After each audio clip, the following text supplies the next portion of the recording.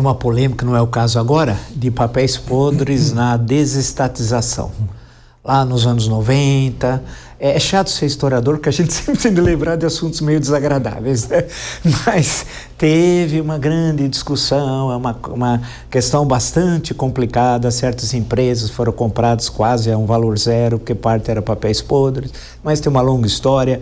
E o Brasil esquece o que ocorreu ontem, quanto mais o que ocorreu nos anos 90, do século XX, viu, que eu estou falando, não é do século XIX. Então, a professora Adriana Pugliese, eu estava justamente pensando aqui em casos não tão distantes. Houve o caso do Banco Santos, que não faz muito tempo. Também era um banco que surgiu aparentemente do nada em relação a instituições financeiras de décadas ou seculares aqui no Brasil. Aí, geralmente, vira mecenas, quem sai do nada. O papel de mecenas é muito bom. Você precisa construir uma figura pública, né, de mecenas, e aquele senhor proprietário do banco o fez, né, tem de construir uma grande mansão, mostrar muito luxo. Não pensa que tem de ser um Amador Aguiar, como foi o fundador do Bradesco, né, que andava todo simples, tal, andava de meia, não usava sapato, ou com o doutor Antônio Hermílio de Moraes, dono do maior grupo Votorantim, que saía ali atrás do Teatro Municipal, a sede da Votorantim era ali, ele andava tranquilo pela rua, com paletó que acho que tinha comprado nas lojas do Cal, que nem existe mais hoje, absolutamente tranquilo. Não, nós estamos falando de outro tipo de gente, de outro tipo de pessoa, que precisa exteriorizar a riqueza até para vender algo que não tem, terreno na lua, né? E esse é o tipo de pessoa, e dá certo durante o momento. Eu pergunto à senhora, o caso do Banco Santos foi um caso muito grave, estourou, envolveu fundos de previdência de estados, o que parece que nesse caso do Banco Master tem ocorrido também. E as pessoas davam a impressão que sabiam que a situação do banco era muito grave. Eu não vou falar de qual estado, porque isso dá sempre confusão, mas é um estado no Nordeste que fez um depósito pouco antes do Banco Rui. E eu pergunto à senhora, quer dizer, essas figuras aparecem subitamente, desaparecem, mas as outras grandes instituições sólidas, que têm a sua história, compliance, etc., essas permanecem. Então, o que há nesse momento, será que há um vácuo entre a legislação que a senhora destacou, que é uma legislação competente existente no Brasil, e o processo de fiscalização, ou esse pessoal é muito esperto, numa linguagem mais popular? Não acho que exista um vácuo na legislação. O que eu acho é que em todos os ambientes nós vamos encontrar fraudadores. E eu não estou aqui dizendo que A ou B cometeu fraude, mas em todos os ambientes de mercado nós vamos encontrar fraudadores. E a gente não deveria medir o ambiente econômico ou nem a estrutura legislativa através da fraude. A gente tem que medir essas estruturas através do que dá certo. Nós estamos vivendo hoje no Brasil um sistema político bastante adverso, porque, e aí eu volto a dizer o que disse aqui o nosso professor Nelson, nós não vamos ter muito como escapulir dessas questões políticas envolvendo esses escândalos. E por que eu digo isso?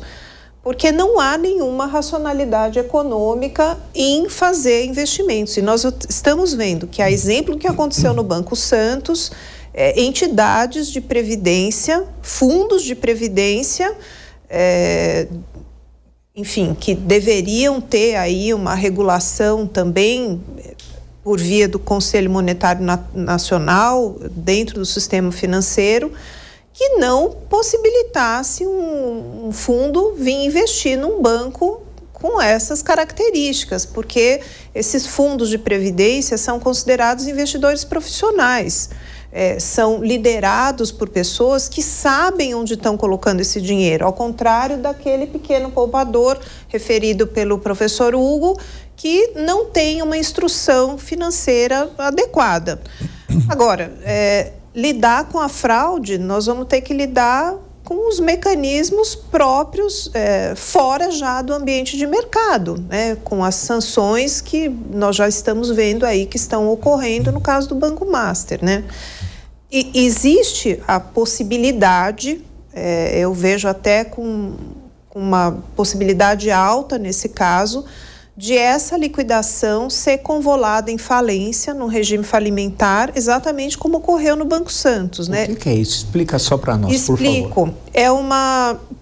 Existe uma discricionariedade do Banco Central, dependendo das características do regime de liquidação extraordinária da instituição financeira, que recomendam que a instituição financeira não seja liquidada no ambiente administrativo do Banco Central. Porque o que o Banco Central vai fazer? Ele vai vender todos os ativos, levantar todos os credores num quadro geral de credores e efetuar o pagamento desses credores na medida das forças possíveis dos recursos recebidos. Existem circunstâncias em que esse mesmo processo de liquidação administrativo conduzido pelo Banco Central teria uma eficiência maior se fosse realizado no Poder Judiciário. Existe uma vantagem, ao meu ver, de que um processo de falência no Poder Judiciário, você abre as entranhas de tudo que está acontecendo para todos, porque o acesso é público, né? A não ser que exista alguma motivação específica de algum procedimento específico relacionado que possa correr em sigilo, mas não é o que acontece. Por exemplo, o processo de falência do Banco Santos, todos os estudiosos da área de insolvência conhecem todos os desdobramentos, né? Então, eu acho que aqui, dentro dessa discricionariedade que o Banco Central terá, como é que funciona? Nomeou-se um liquidante. Esse liquidante agora vai fazer uma avaliação do grau de dificuldade, que pode envolver número de pessoas para serem atendidas, valores, etc., e vai pedir uma autorização para o Banco Central para requerer um processo de autofalência. E com isso, ajuiza-se um procedimento de autofalência e, a partir daí, o juiz é obrigado a conceder a autofalência e o processo, então, vai correr judicialmente como um processo de liquidação falimentar com as mesmas características: venda de todos os ativos, pagamento do passivo nas forças da massa. E se não for suficiente a venda de todos os ativos para pagar esse passivo entre os bens pessoais dos controladores? Sempre. Nós temos, como eu disse, uma legislação muito específica na área de instituições financeiras. E existe uma legislação da responsabilização não apenas dos controladores, mas essa responsabilização pode atingir também diretores, conselheiros fiscais, conselheiros de administração e todas as pessoas que nos últimos 12 meses tenham de alguma forma contribuído para o estado de crise econômico-financeira em que a instituição agora se encontra. Professor Nelson Marconi, é comum se ouvir, especialmente em momento de campanha presidencial, mas normalmente, que o sistema financeiro brasileiro ele é muito concentrado em alguns bancos. E aí muitos falam que é quase um oligopólio e tal, e que deveria abrir esse mercado, não necessariamente para bancos estrangeiros, mas tem uma série de restrições para novos bancos adentrarem esse mercado. Então vamos dizer que o Banco Master fosse um desses novos bancos, né? Hipoteticamente. Será que o que ocorre? Quer dizer, de um lado são poucos bancos, Banco do Brasil, para estatais, né? Que não é plenamente estatal. A Caixa Econômica, assim, é 100% estatal, o Banco do Brasil é aberto, mas controlado pelo governo. Itaú, Bradesco, Santander, são, grosso modo, os principais bancos, depois do BTG, etc., né? O que acontece? Porque o mercado é tão concentrado no Brasil e quando tem um banco menor, como é o caso do Banco Master e como foi o Banco Santos, acabam acontecendo situações anômalas, para ser bem educado.